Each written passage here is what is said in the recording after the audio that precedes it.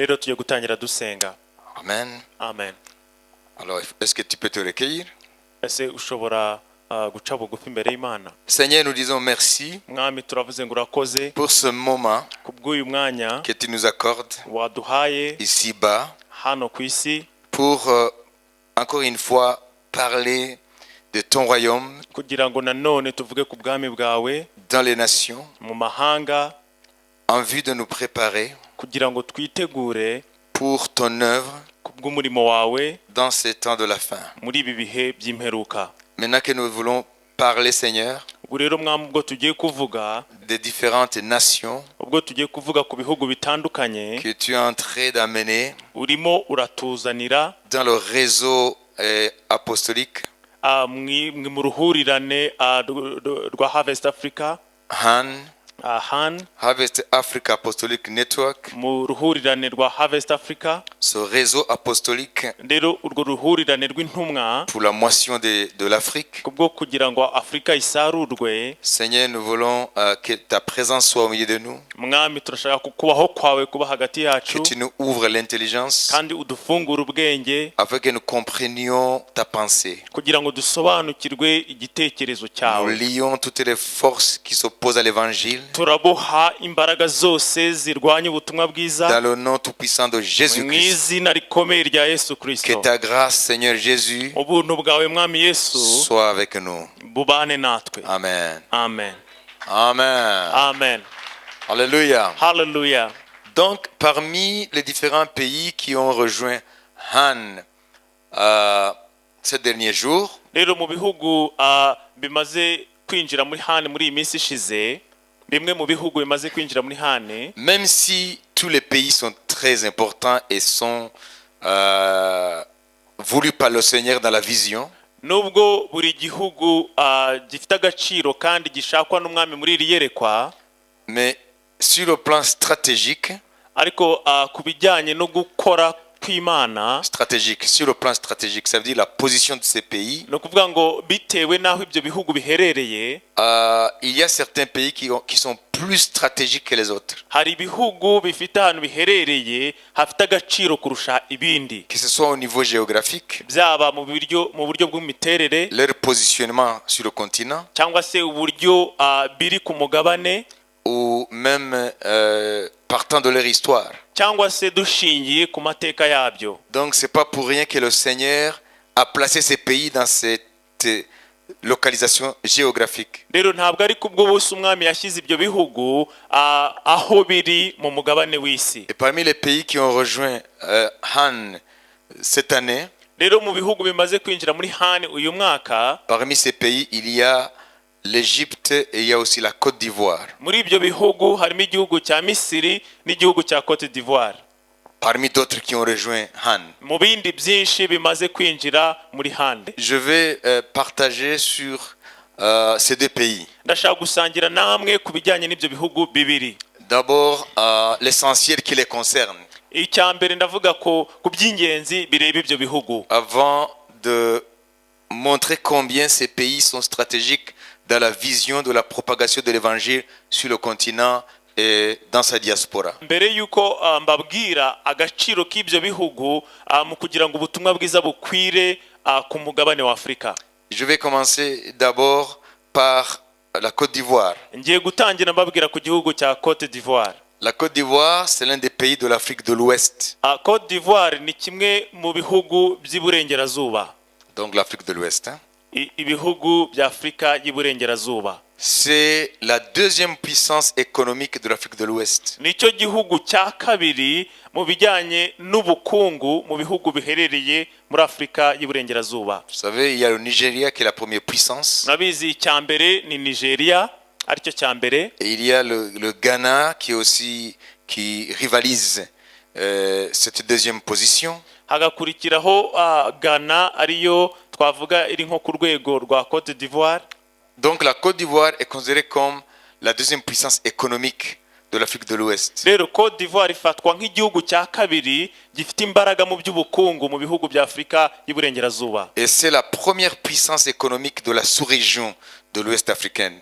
Ça veut dire, les pays de l'Afrique de l'Ouest, ça c'est la région de l'Afrique de l'Ouest. ni ukuvuga ngo ibihugu bya afurika y'iburengerazuba ni agace ka afurika Tout le y'iburengerazuba. long de la côte de l'océan Atlantique. rero ku nkengero z'inyanja ya atlantika, Alors, cette région est divisée aussi en sous-régions. noneho ako gace kagizwe n'utundi duce dutoya. Donc, ces pays-là qui sont tout le long de la côte de l'océan Atlantique, qu'on appelle l'Afrique de l'Ouest, ni ukuvuga ngo ibyo bihugu byose biri mu gace k'inyanja ya atlantika biri mu bihugu bya afurika y'iburengerazuba. alors il y a aussi la sous-région dans cette région. noneho muri icyo gice kinini harimo noneho n'uduce dutoya. Alors, la Côte d'Ivoire est la deuxième puissance économique dans toute la région de l'Afrique de l'Ouest. ni ukuvuga ngo Côte d'Ivoire nicyo gihugu cya kabiri mu bijyanye n'ubukungu mu bihugu biri muri afurika y'iburengerazuba,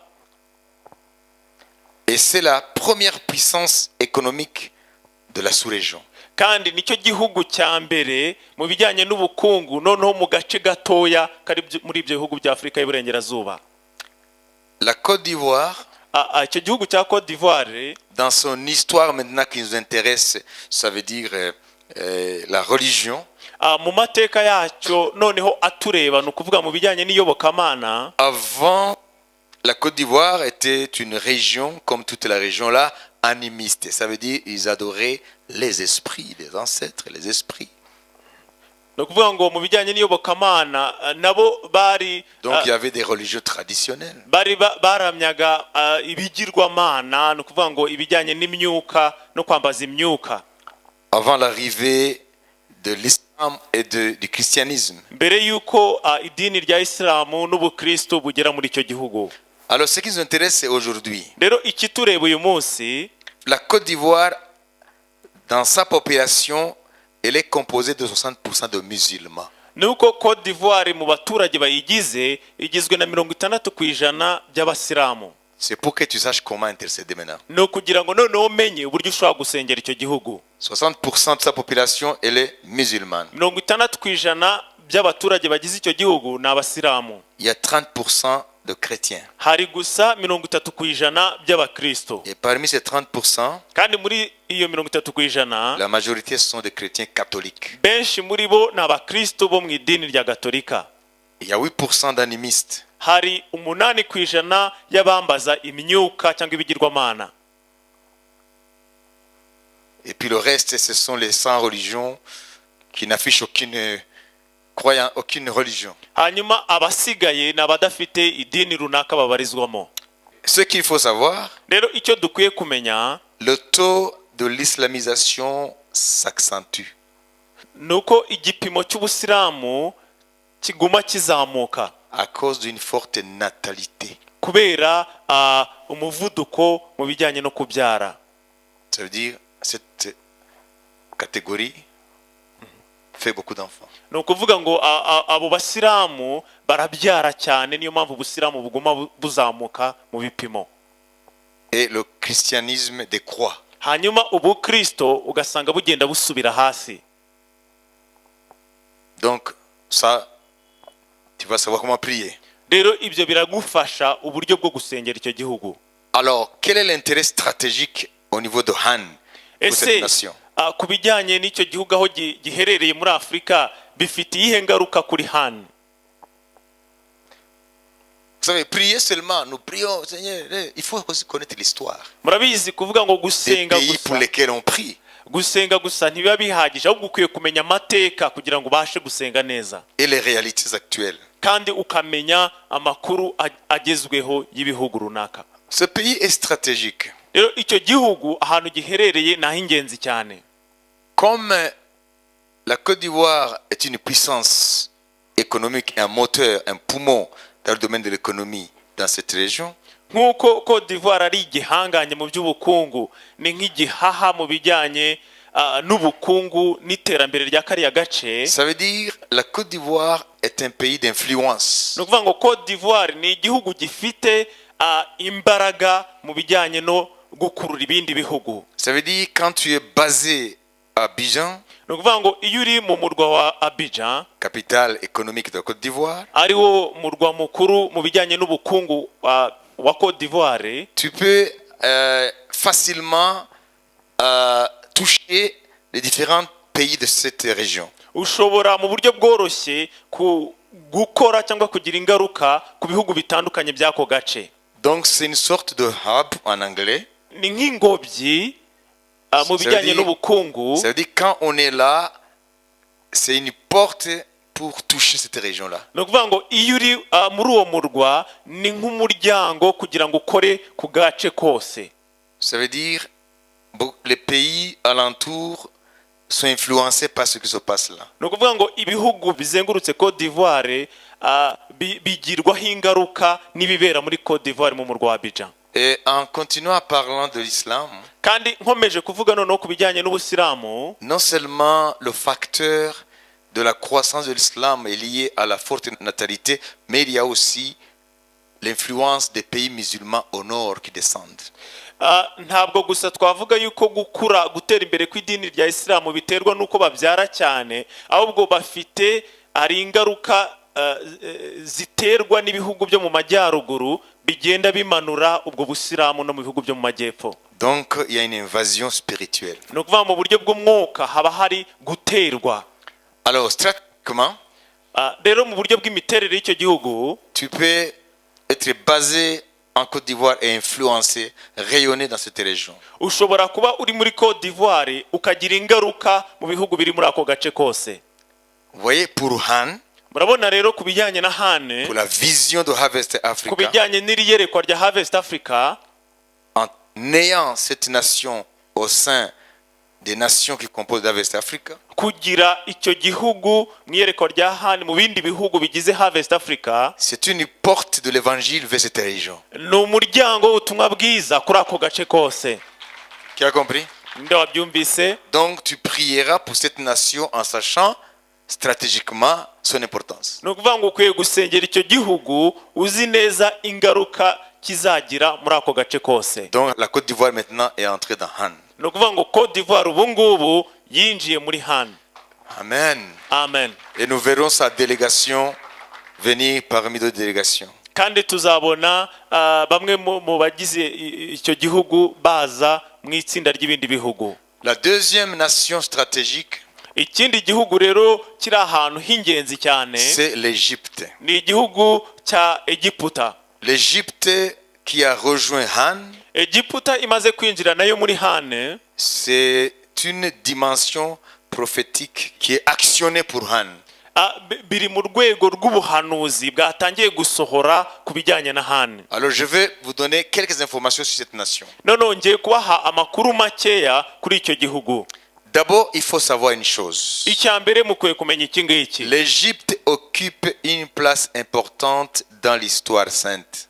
Egiputa ifite umwanya w'ingenzi mu bijyanye n'amateka yera, amateka. Quand on parle de l'histoire sainte, c'est de la Genèse à l'Apocalypse. iyo tuvuze ku mateka yera ni ukuvuga ngo ni ukuva mu itangiriro kugera mu byahishuwe Yohana. Ou peut-être pour que vous compreniez, l'Égypte est beaucoup cité dans la Bible. cyangwa se kugira mu byumve igihugu cya Egiputa kiravugwa cyane muri Bibiliya.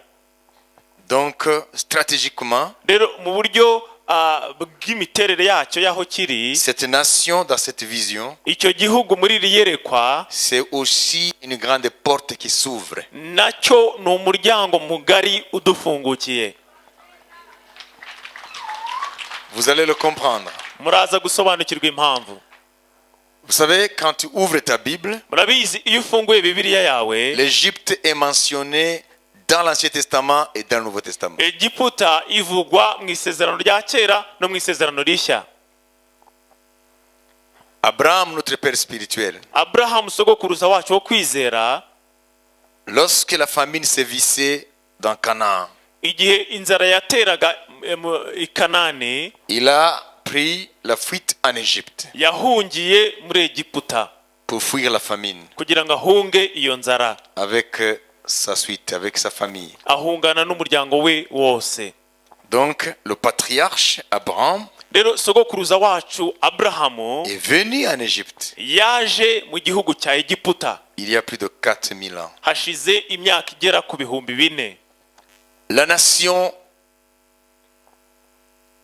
juive, les Hébreux, Abaheburayo, cette nation s'est formée en Égypte. ishyanga ry'abaheburayo ryatangiriye muri Egiputa Parce que leur père, kuko sogokuruza wabo, ça veut dire Jacob avec ses enfants, ni ukuvuga ngo ou avec sa maisonnée, Yakobo n'inzu ye cyangwa se n'abana be ils sont descendus en Égypte, ils étaient au nombre 70. bamanutse muri Egiputa bagera ku mubare wa 70. Alors la nation s'est formée là-bas. noneho ishyanga ritangira gukurira aho ngaho. Pendant 430 ans, imyaka 430, ils sont passés de 70 personnes à presque 3 500 000. imyaka 430 bamaze muri Egiputa bavuye ku mubare w'abantu 70 bagera ku bantu 3.5 millions nako mumbabarire. Alors ils sont sortis de l'Égypte étant une grande nation. noneho basohotse muri Egiputa ari ishyanga rikomeye. Donc Dieu a créé cette nation en Afrique, rero Imana yaremye iryo shyanga muri Afrika, en Égypte. muri Egiputa. Alors il y a d'autres épisodes où on voit l'Égypte en relation avec l'histoire d'Israël. rero hari ibindi byiciro aho tubona Egiputa ifitanye ubusabane n'igihugu cya Isiraheli, Des bonnes comme des mauvais dans les temps de guerre. ubusabane bwiza ndetse n'ububi, urugero nko mu bihe by'intambara. Par exemple, le roi dont nous avons fait mention ici par rapport à l'Arche de l'Alliance, qui s'appelle Josias, urugero nk'umwami twavuze hano mu nyigisho z'isanduku y'isezerano witwaga Yosiya. vous vous souvenez de lui? muribuka ibya Yosiya? Celui qui a amené le réveil, niwe wazanye ububyutse, n'est-ce pas? Dans Juda, niwe wazanye ububyutse i Buyuda. ce roi uwo mwami qui a ramené Israël vers son Dieu, uwo mwami wagaruye Isiraheli ku Mana yayo, il a été tué par le roi égyptien Pharaon Necho à Megiddo. Voilà, donc vous voyez l'Égypte, rero murabona Egiputa elle est intimement liée avec Israël, ifitanye ubusabane bukomeye mu mateka na Isiraheli, ou avec l'histoire de cette partie-là où se sont déroulés les différents événements de la Bible. cyangwa se n'amateka yabereye muri kariya gace ahari amateka akomeye ya Bibiliya. Passons maintenant dans le Nouveau Testament. noneho reka tuze mu isezerano rishya. Nous voyons Jésus, turabona Yesu un bébé plutôt, akiri uruhinja avec Joseph, son père, adoptif bien sûr, parce que c'est pas son père biologique, et sa mère Marie.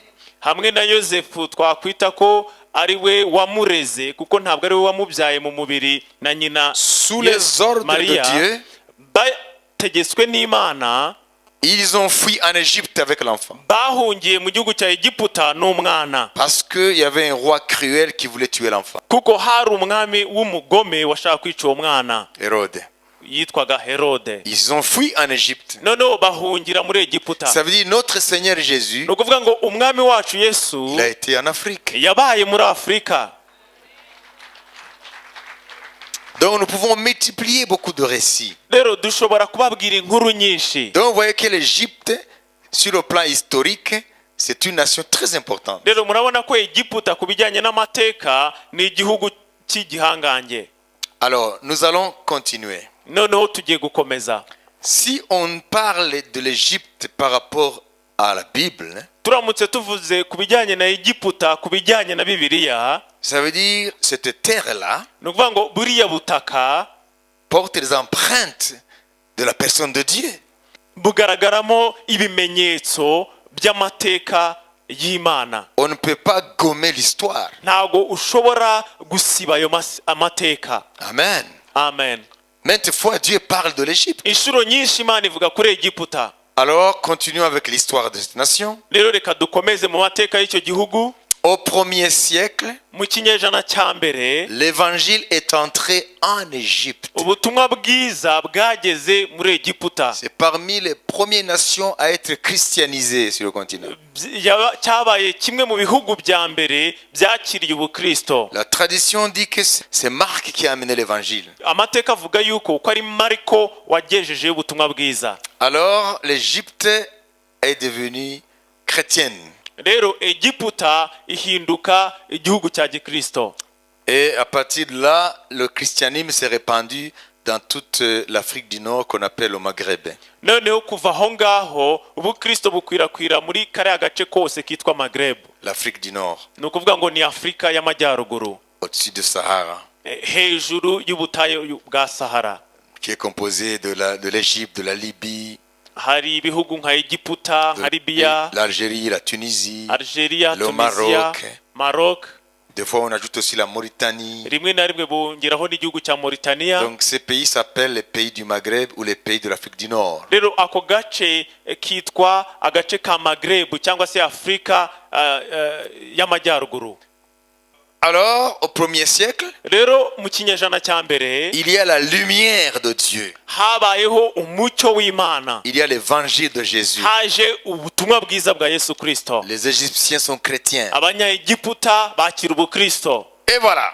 nuko rero Qui sont intéressés, je dis. ni bande bashaka kumva ibyo ndi kuvuga. En 642, mu mwaka wa 642 l'islam est descendu vers l'Égypte. idini rya Isilamu rimanuka mu gihugu cya Egiputa À partir de l'Arabie Saoudite, bahereye mu bihugu by'Abarabu, Mecque, Médine, et descend en Afrique du Nord. Imaka, Imadina, bamanuka bajya muri Afurika y'Amajyaruguru. Alors, l'islam s'est imposé et a évincé le christianisme. nuko rero Isilamu nk'idini ihinduka idini ry'igihugu, ikuraho ubukristo. Et le christianisme a décliné. noneho ubukristo bugenda busubira hasi. Mais souvenez-vous, ariko mwibuke, même si l'islam a pris la place du christianisme, nubwo idini rya Isilamu ryafashe umwanya à w'ubukristo partir de 642, guhera mu mwaka wa 642, il y a une frange d'Égyptiens qui est restée chrétienne, hari agace k'abaturage ba Egiputa bagumye ari abakristo, qu'on appelle les chrétiens coptes. babita abakristo ba Copte. Alors, nuko rero la population actuelle égyptienne ubu ngubu abaturage bagize igihugu cya Egiputa avoisine les 100 millions. bakaba miliyoni 100. Parmi ces 100 millions, kandi muri izo miliyoni 100, 95% sont musulmans. 95% ni Abasilamu.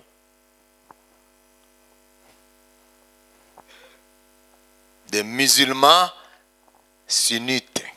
Parce que parmi les musulmans, il y a deux catégories, il y a les chiites et les sunnites. kuko no mu Busilamu harimo ibyiciro bibiri, harimo abashiha n'abasunite. Ça veut dire que en Égypte, 95% sont musulmans de prédominance sunnite. ni ukuvuga ngo 90% y'Abasilamu bagize Egiputa higanjemo abasunite. Contrairement au pays le plus aussi islamique, l'Iran, qui a dans sa population 99% ou 99% sont des musulmans chiites. ibyo rero binyuranye n'igihugu cya Irani, aho 99% bo bagizwe n'Abasilamu b'abashiha. Vous avez compris? ese mwabisobanukiwe? En Égypte, c'est l'islam sunnite. ni ukuvuga ngo muri Egiputa hari Abasilamu b'abasunite. Combien de pourcents? bangana bate? 95%. 95%. En Iran, c'est l'islam chiite. naho muri Irani ni Abasilamu b'abashiha 99%. bagizwe na 99%. Et les chrétiens en Égypte hanyuma abakristo bo muri Egiputa ne sont que 5%. bo bagizwe gusa na 5%. 5%. 5%. Vous comprenez? murabyumva? Mais au 1er siècle, ariko mu kinyejana cya mbere tous les Égyptiens étaient chrétiens. abanyaegiputa bose bari abakristo. Qui a compris? ninde wabisobanukiwe? C'est très important. ibyo ni iby'ingenzi cyane, Parce que si nous voulons intercéder pour l'Afrique, kuko niba dushaka gusengera Afurika il faut connaître les particularités de chaque pays. dukwiye kumenya umwihariko wa buri gihugu. Qui croit être partenaire de Dieu? Ninde wizera ko ari umufatanyabikorwa n'Imana? Qui croit que Jésus a racheté les nations? Ninde wizera ko Yesu yacunguye amahanga? Si tu es partenaire, Rero niba uri umufatanyabikorwa, alors tu dois œuvrer avec lui. ukwiye rero gukorana umurimo nawe. Tes prières sont nécessaires, Amasengesho yawe arakenewe, indispensables. n'ay'igiciro n'ay'ingenzi. Je continue avec l'Égypte Rero ndakomeje n'igihugu cya Egiputa pour que tu aies des sujets de prière. kugira ngo ubashe kugira ibyo usengeraho.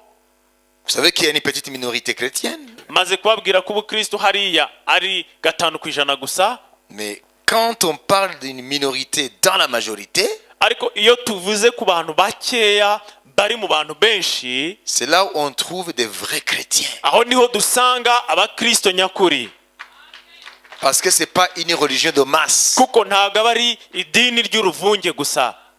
Nous pouvons être, nous, dans la masse, Twe dushobora kuba mu kivunge avec une chrétienté qui n'a pas de racines. n'ubukristo budafite imizi, Mais ces Égyptiens, ariko abo baturage bo muri ces Egiputa, frères et sœurs égyptiens, abo bene data b'abakristo bo muri qui sont en Egiputa Christ, bari muri Kristo, le fait qu'ils sont dans une majorité kuba gusa qui n'est pas chrétienne, bari mu bantu benshi batari abakristo, ils sont plus chrétiens.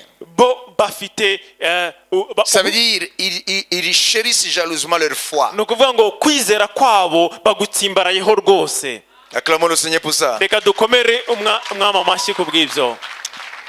Et puis, Hanyuma autre chose, pour que nous prions pour cette nation, ikindi kintu kidufasha gusengera icyo gihugu c'est les composantes de sa population. ni abagize icyo, Non pas sur le plan religion, mais sur d'autres plans. turetse ibijyanye n'iyobokamana, reka turebe ku rundi ruhande La abagize. population égyptienne est très jeune. Ni ukuvuga ngo abaturage b'igihugu cya Egiputa bagizwe n'urubyiruko rwinshi. L'âge médian est aux environs de 24 ans. Imyaka ya benshi muri bo ifite igipimo cya Ça veut 20. dire un Égyptien sur 3 Ni ukuvuga ngo Umunyaegiputa umwe kuri 3 a moins de 15 ans. afite imyaka iri munsi ya 15. Est-ce que ce n'est pas un potentiel pour le royaume? Ese ibyo ngibyo si abantu bashobora kuzakorera ubwami bw'Imana? Qui croit cela? Ninde ubyizera? Une nation Igihugu où le tiers a moins de 15 ans. aho 1/3 kiri munsi y'imyaka 15. Et souvenez-vous qu'ils avoisinent 100 millions. Kandi mwibuke yuko bakabakaba miliyoni 100. C'est le 3e pays le plus peuplé en Afrique. Nicyo gihugu cya 3 gifite abaturage benshi muri Afurika, Après le Nigeria et l'Éthiopie. nyuma y'igihugu cya Nigeria n'igihugu cya Ethiopia. Est-ce que la délégation égyptienne Ese abazahagarara icyo gihugu qui va venir ici, bazaza hano, n'est-ce pas vraiment une mission de Dieu? ese koko si abantu bazaba bayobowe n'Imana? Est-ce que vraiment ils ne vont pas avec le bagage qu'ils ont dans le Seigneur? Ese koko bitewe n'ibyo bamaze kwakira mu mwami, Est-ce que Dieu ne les amène-t-il pas ici pour qu'ils repartent chez eux, impactés par l'espérance que Dieu va visiter l'Afrique du Nord aussi? ese koko kuba baje hano si ukugira ngo Imana izabasubize bafite ibyiringiro ko Imana izasura Afurika y'Amajyaruguru nayo? Qu'à partir de cette minorité, Kandi biciye muri abo bantu bake, Dieu va rayonner encore une fois dans cette région. Imana izongera kumurika kandi muri icyo gice. Amen. Hein, acclamons le Seigneur. Reka dukomere amashyi Imana. Ce sont des enfants de Dieu pleins de feu, N'abana b'Imana pleins de feu, buzuye umuriro w'Imana, zélés pour Jésus. bafite ishyaka rya Yesu Et ils ont la foi kandi bafite ukwizera que le flambeau de l'évangile ko urumuri rw'ubutumwa bwiza va encore une fois revenir dans cette région. uzongera kugera muri kariya gace. Alléluia. haleluya Nous devons croire avec eux dukwiye kwizerana nabo que Dieu va le faire. ko Imana izabikora. Alléluia. haleluya Nous pouvons emprunter le slogan de Barack Obama. dushobora kwitiza ya mvugo ya Barack Obama. Hein, nous pouvons dire dushobora kuvuga ngo yes. yego Jesus can. Yesu arashoboye. Amen. Amen. Voilà, ça c'est un atout. Rero ibyo C'est un atout pour cette nation d'avoir une population jeune, très jeune. ni iby'ingenzi cyane kuba icyo gihugu gifite abaturage bakiri bato. Amen. Amen. Et une église, quoique minoritaire, mais dynamique. kandi itorero nubwo rigizwe n'abantu bake ariko rikora cyane. Amen. Amen. Et puis pour terminer, kandi rero kugira nsoze, parce que nous allons prendre au moins 3 minutes pour intercéder pour ces deux nations phares que Dieu amène dans West Africa. kuko turi buze gufata nk'iminota 3 dusengera ibyo bihugu bibiri bihambaye Imana yinjije muri Harvest Africa. Amen. Amen. C'est aussi un témoignage que cette vision est née de Dieu. kandi ubwo ni ubuhamya ko iri yerekwa ryavuye ku Mana, Parce que Dieu connecte les uns les autres miraculeusement. kuko Imana iri kuduhuza mu buryo bw'igitangaza. Dieu connecte cette vision à d'autres nations miraculeusement. Imana iri guhuza iri yerekwa n'abantu bo mu bindi bihugu mu buryo bw'igitangaza. Dieu ne méprise pas les faibles commencements. Imana ntabwo isuzugura intangiriro ntoya. Hein? Alléluia. Hallelujah. Comme il disait à Zorobabel. nk'uko Imana yabwiye Zorobabeli. Alléluia.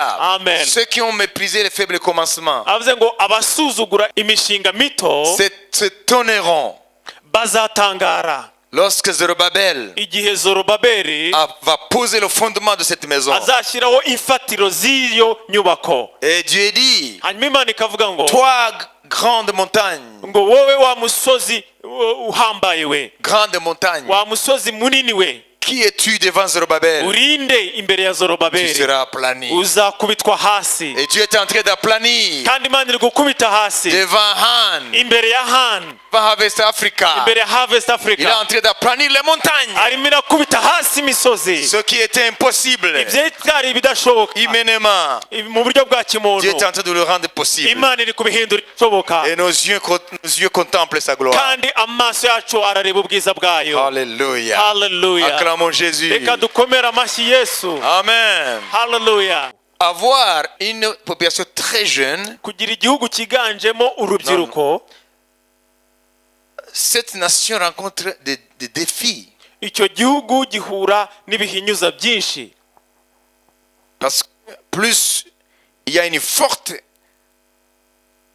croissance démographique, kuko uko abaturage bakomeza kubyara, lorsqu'il y a une forte croissance, iyo abaturage babyara cyane, il y a aussi des défis. haba hari n'ibihinyuza byinshi bijyanye. C'est comme les deux faces d'une pièce de monnaie. ni nk'ibice bibiri by'igiceri. Comprenez? murabyumva? Une monnaie a deux faces. igiceri kigira ibice bibiri. Donc la première face de ce problème démographique galopante, igice cya mbere kijyanye n'uko kubyara ku muvuduko wo hejuru, les économistes appellent ça un dividende démographique. Ça veut dire c'est positif, c'est comme un intérêt, c'est comme quelque chose qu'on gagne. abize iby'ubukungu bavuga ko uwo muvuduko mu kubyara ari inyungu ku gihugu, Mais à certaines conditions. ariko bijyana n'ibindi bintu runaka. Pourquoi est-ce que les économistes, lorsqu'une population est très jeune, ça veut dire entre 15 et 65 ans par exemple, ese kubera iki abize iby'ubukungu iyo babonye igihugu kigizwe n'urubyiruko cyane, ni ukuvuga ngo une population active, ni ukuvuga ngo ni abantu bashobora gukora, ils disent que c'est un dividende démographique bavuga ko ari inyungu kuba abaturage parce que bagizwe, les économistes ils jugent les choses, n'est-ce pas, en termes d'économie. kuko abize iby'ubukungu bo barebera ibintu mu bijyanye nyine n'ubukungu. Ça veut dire, par exemple, en parlant de l'Afrique, urugero iyo bavuga kuri Afurika, l'Afrique a 70% de sa population est jeune, bavuga ko Afurika igizwe na 70% by'urubyiruko, moins de 30 ans. ni ukuvuga ngo ni abantu bari munsi y'imyaka 30. Et l'Afrique a 1,2 milliard d'habitants. kandi afurika igizwe na miliyari imwe na miliyoni 200 z'abaturage. Et en 2050, kandi muri 2050 la population aura doublé. abaturage bagize afurika bazaba bamaze kwikuba kabiri. Dans les décennies qui viennent, nous serons le quart de l'humanité. ni ukuvuga ngo mu myaka iri imbere tuzaba tugize 1/4 cy'abantu bose batuye isi. Ça, c'est l'Afrique. iyo rero ni afurika. Alors, quand les économistes regardent cela, rero iyo abizi by'ubukungu barebye ibyo, ils appellent cela un dividende démographique. ibyo babyita inyungu kuba abantu Mais babyara. ça devient dividende ariko bihinduka inyungu lorsque cette population jeune, iyo abo baturage bagizwe n'urubyiruko, les pays dans lesquels se trouve cette population s'investissent dans 2 domaines principaux. iyo ibihugu bituwe n'abo baturage bishyize imbaraga mu bintu bibiri by'ingenzi, Dans la santé mu bijyanye et dans l'éducation. mu bijyanye n'ubuvuzi ndetse n'ibijyanye n'uburezi. Ça veut dire construire des infrastructures. ni ukuvuga ngo gushyiraho iby'ingenzi. Pourquoi? kubera iki? Parce que pendant que cette population est active, kuko igihe urwo rubyiruko ruba rugifite imbaraga, cette population-là, urwo rubyiruko lorsqu'elle est active, iyo abo baturage bagifite imbaraga, ça veut dire ni ukuvuga ngo elle n'a pas encore vieilli. ni ukuvuga ngo baba batarasaza, Et ils ont quitté l'âge de l'enfance.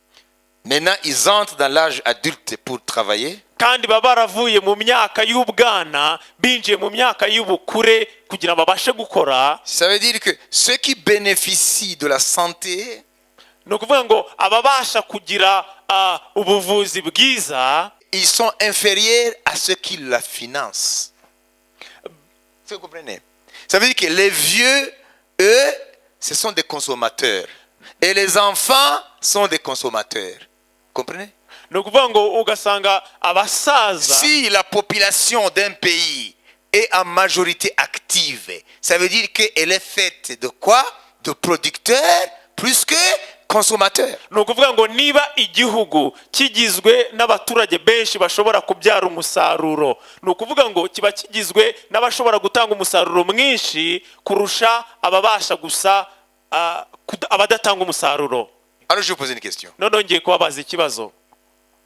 Parce que nous naissons, nous grandissons, nous vieillissons. kuko turavuka tugakura tugasaza Et nous mourons. noneho tugapfa. Alors, cette population active-là, noneho niba abo baturage babasha gukora, qui ne sont plus enfants et qui ne sont pas encore vieux, batakiri abana ariko kandi batanashaje, si cette population arrive maintenant dans cette catégorie de vieillesse, niba abo baturage noneho bageze muri icyo cyiciro cy'ubusaza, ça veut dire le 3e âge. ni ukuvuga ngo nicyo cyiciro cya gatatu. Bientôt on parle de 4e âge pour les pays où ils ont une forte longévité. ni ukuvuga ngo mu bihugu aho abantu barama cyane ku myaka 80, Plutôt 80. imyaka 80 irenga, bavuga icyiciro cya 4. Voilà. Donc, cette population rero abo baturage qui était majoritairement active bari aribo bafite ubushobozi bwo gukora, vont vieillir. igihe bazasaza, Et s'ils vieillissent, kandi igihe bazasaza, pendant qu'ils étaient encore actifs, ces gens. igihe bari bagifite imbaraga, on n'a pas investi dans les infrastructures, batarashyize imbaraga muri bya bindi twavuze bakeneye, alors ça va. ibikorwa remezo, Alors ces pays-là, ce qui était dividende démographique, va devenir cauchemar. rero bya bihugu byari bifite abaturage bashobora kubyara umusaruro, noneho igihe bazasaza batarashyize Alors imbaraga, qu'ils étaient nombreux. ni Ces ukuvuga gens. ngo abafite imbaraga bari benshi kurusha abakuze Et les enfants. ndetse n'abana. rero igihe bazasaza ibyo bihugu bitarashyize imbaraga mu bikorwa remezo bijyanye n'ubuvuzi n'uburezi, Et d'autres infrastructures qui génèrent les ressources et les emplois. ndetse n'ibindi bikorwa remezo bitanga akazi ndetse n'amafaranga, uzasanga Et ces pays n'ont pas fait l'épargne. noneho ugasanga ibyo bihugu bitarizigamye. Et je me continue d'expliquer. ni ukuvuga ngo ibyo bihugu Et qu'est-ce qui se passera lorsque cette population va tomber dans la catégorie des vieux? ese bizagenda gute igihe abo baturage bazaba batakibashije gukora bashaje? Même si vous n'acceptez pas ça pour aller au ciel, vous en avez besoin parce que vous êtes allé maintenant, vous faites partie de la catégorie active, bientôt vous allez tomber dans la catégorie des vieux et de vieilles. Alors, si cette période où vous avez la force, on n'a rien fait, qui va pourvoir à vos besoins de la vieillesse? Explique ça. ni ukuvuga ngo ubu ngubu mwebwe benshi muri mwe muri mu cyiciro aho mufite imbaraga zo gukora, noneho nibatabashyiriraho ibikorwa remezo twavuze bijyanye n'uburezi, bijyanye n'ubuvuzi, ese igihe muzasaza ninde uzabitaho? C'est le problème maintenant icyo rero nicyo kibazo que les pays occidentaux ont aujourd'hui. cya biriya bihugu by'iburengerazuba nicyo bafite. Parce qu'il y a eu un déséquilibre démographique. Ça veut dire ils ont diminué le taux de natalité tellement très bas que la population jeune a manqué. Maintenant, la population est vieille. ni ukuvuga ngo Alors, dans cette vieillesse, comprenez, le système d'aide sociale en pâtit. ni ukuvuga ngo Parce qu'il n'y a plus de jeunes pour cotiser pour les vieux. bagabanyije kubyara cyane kugeza aho abitwaga ko abari bafite imbaraga zo gukora bashaje, noneho ugasanga nta bantu bagifite imbaraga zo gukorera cyangwa gufasha abamaze gusaza. Voilà pourquoi aujourd'hui, même s'ils refusent les Africains qui se noient dans la Méditerranée, ils ont besoin de la population jeune africaine pour pouvoir suppléer à ce problème. Niyo mpamvu nubwo banga ko abanyafurika baca muri Mediterane bajya mu Burayi bagerayo, ariko bakeneye urubyiruko kugira ngo urubyiruko rw'abanyafurika kugira ngo buse icyo cyuho kiri mu Burayi. Parce que l'Afrique a une population jeune Kuko Afrika igizwe n'urubyiruko cyane cyane, et l'Europe a une population vieillissante. naho Uburayi bugizwe n'abaturage barimo barasaza. Ça veut dire que tout ce qu'ils ont construit durant les années passées va s'écrouler. Ni ukuvuga ngo ibyo bubatse byose mu myaka yashize bizikubita hasi. Ça, c'est le problème de l'Europe. Icyo rero nicyo kibazo cy'Uburayi. Alors, l'Afrique, Noneho rero Afrika, les politologues, les économistes, inzobere mu bya politike ndetse n'iby'ubukungu, ils parlent de l'Afrique comme le continent de l'espoir de l'humanité. bavuga ko Afrika niwo mugabane w'ibyiringiro by'abaturage batuye isi, Mais à condition ariko birasaba ko qu'on investisse dans cette jeunesse dushyira imbaraga muri urwo rubyiruko avant qu'elle ne vieillisse pas. mbere y'uko rusaza. Autrement, ce qui était dividende économique va devenir un cauchemar. naho ubundi ibyari biri inyungu y'ubukungu bizahinduka akaga, Parce qu'on aura des milliards de vieux kuko tuzaba dufite miliyari na miliyari z'abasaza qui n'ont plus la force. batagifite imbaraga. Mais ça, c'est un cauchemar, ça. Ibyo rero ni akaga. Donc l'Afrique ne doit pas manquer son rendez-vous avec l'histoire. Rero Afrika ntabwo ikwiye kwica gahunda yayo n'amateka.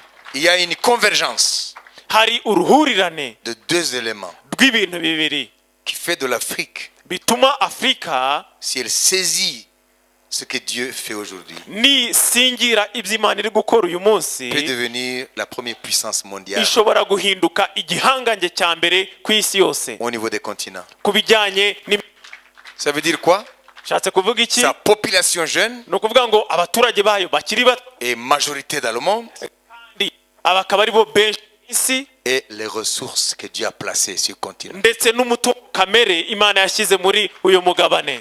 Donc l'Afrique peut devenir une puissance. Rero Afrika ifite ubwo bushobozi bwo kuba igihangange, Mais on doit prendre conscience ariko ibyo dukwiye kubimenya que c'est une occasion unique ko ari amahirwe adahoraho dans l'histoire. mu mateka, Et nous savons, nous, kandi twe tuzi ko que nous vivons le kairos de Dieu turi muri Kairos y'Imana au niveau du continent. ku bijyanye n'uyu mugabane. Qui a saisi ça?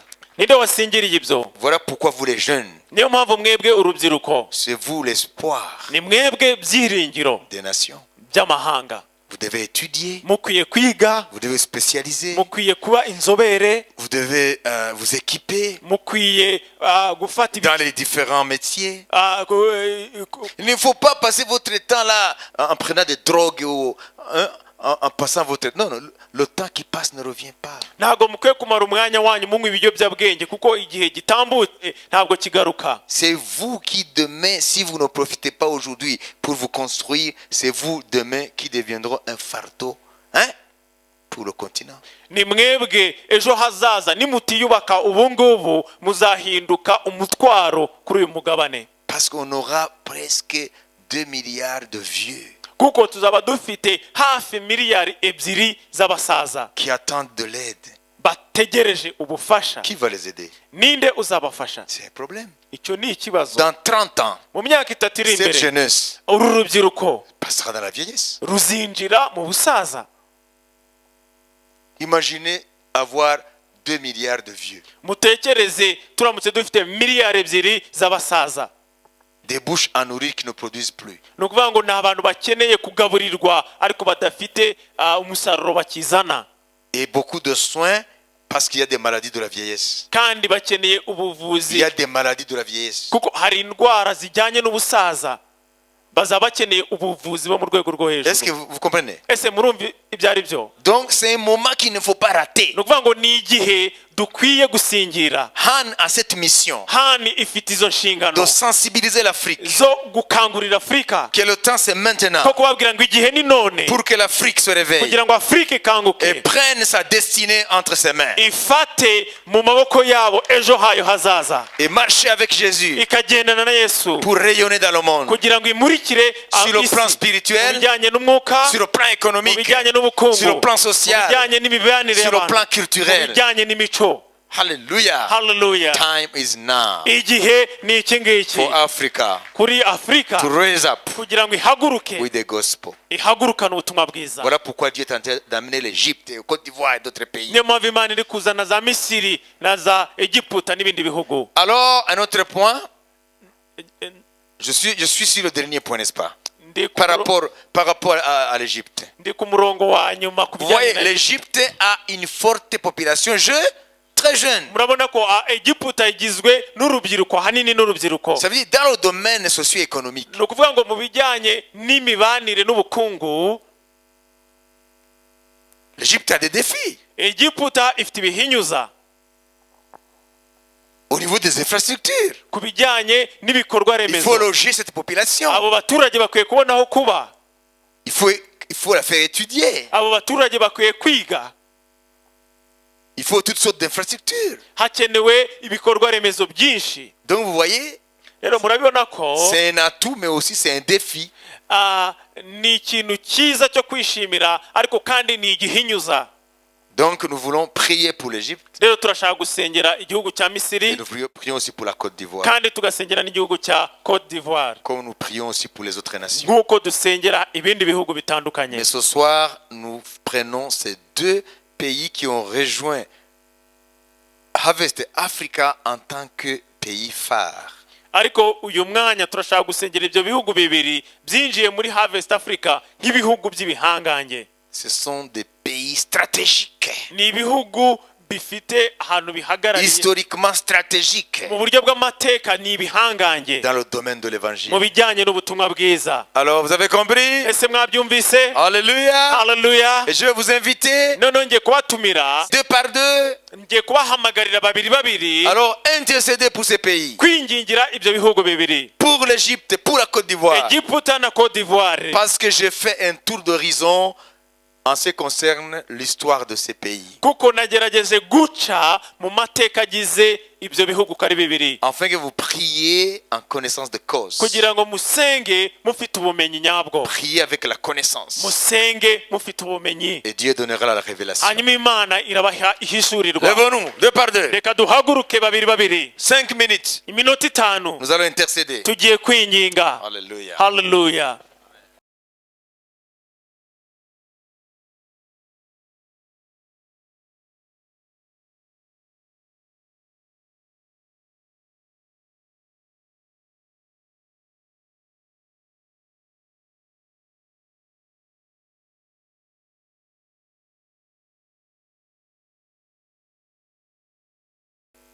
Seigneur, merci. Merci parce que tu es le Dieu de l'histoire. mwami urakoze ko ni wowe mana y'amateka, C'est toi qui présides aux destinées des peuples, des nations. ni wowe uyobora amateka y'ibihugu y'amashyanga. Et ce que nous venons de partager un peu de mots, kandi ibyo tumaze gusangira mu magambo make, Seigneur, n'échappe pas à ton contrôle. mwami ntabwo bikurenze.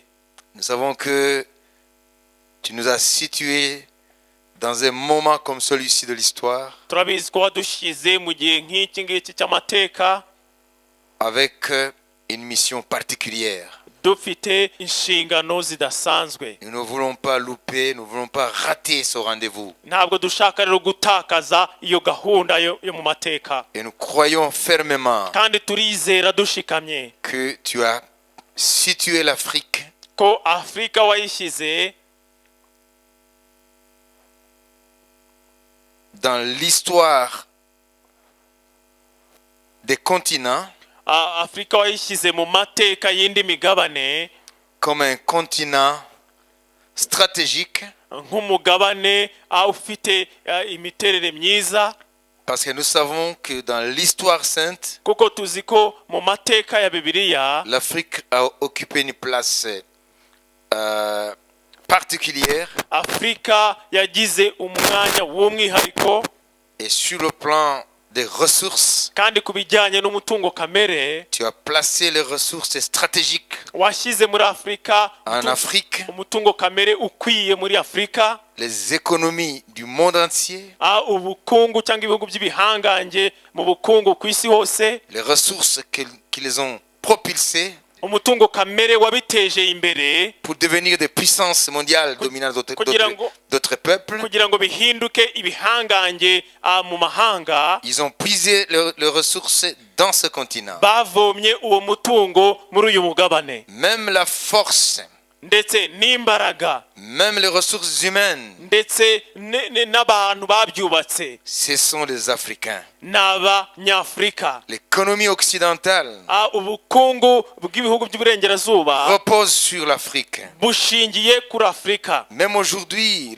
leurs politiques le reconnaissent. ndetse na n'ubu kuvuga ngo abanyapolitike bo mu bihugu by'uburengerazuba nabyo barabyemeza Que l'Europe ne peut survivre sans l'Afrique. ko uburayi budashobora kubaho budafite Afurika. L'économie américaine est bâtie sur la force de l'Afrique. ubukungu bwa Amerika bwubakiye ku mbaraga za Afurika. Les ressources de l'Afrique umutungo kamere wa Afurika sont à la base de l'essor économique de ces pays. niwe rufatiro rwo gutera imbere kw'ibyo bihugu. Il est temps maintenant, Seigneur, rero harageze ko mwami que les Africains, ko abanyafurika ko abanyafurika et pas d'autres, ndetse si abandi les Africains n'abanyafurika utilisent bakoresha les ressources. umutungo kamere Que wabo, les Africains ko abanyafurika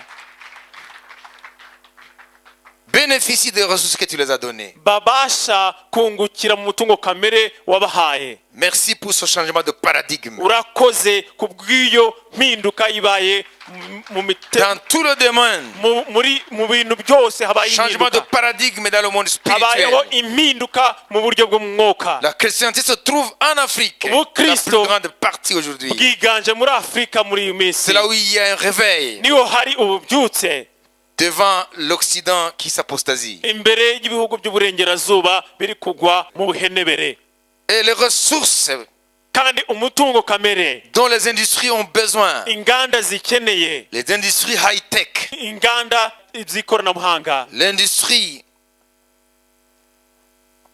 occidentale, asiatique, dans ces pays économiquement puissants, ils ont besoin de l'Afrique pour faire avancer leur industrie. inganda zo mu Burayi zo muri Aziya zikeneye Afurika kugira ngo ziteze imbere inganda zabo. C'est là où tu as placé dans ce continent, dans le sous-sol, tu as placé les ressources stratégiques, les minéraux stratégiques. mu butaka bw'uyu mugabane niho washyize ubutunzi mu bijyanye n'umutungo kamere. Seigneur, réveille l'Africain. rero mwami byutsa kanguka reka umunyafurika kanguke. Que les Africains prennent conscience abanyafurika bamenye ko qu'ils ont les ressources dont les nations envient. ko bafite umutungo kamere amahanga yifuza. Ils ont les ressources enviées par les nations. Bafite umutungo kamere wifuzwa n'amahanga. Ils ont maintenant la population la plus jeune. Noneho bafite abaturage biganje mu rubyiruko. C'est le moment aujourd'hui. Ni igihe rero nyacyo uyu L'heure a munsi. sonné Igihe cyarageze à cause de cette convergence de ces facteurs. kubera uruhurirane rw'ibyo byose De saisir bwo gufata ayo mahirwe, l'occasion bwo gufata ayo mahirwe, unique amahirwe atazongera que Dieu kubaho donne dans l'histoire Imana itanze mu mateka pour pouvoir bénéficier de ce changement de paradigme. kugira ngo habeho kunguka muri iyo mihindukire iri kubaho. C'est aujourd'hui N'uyu munsi rero l'essor du continent.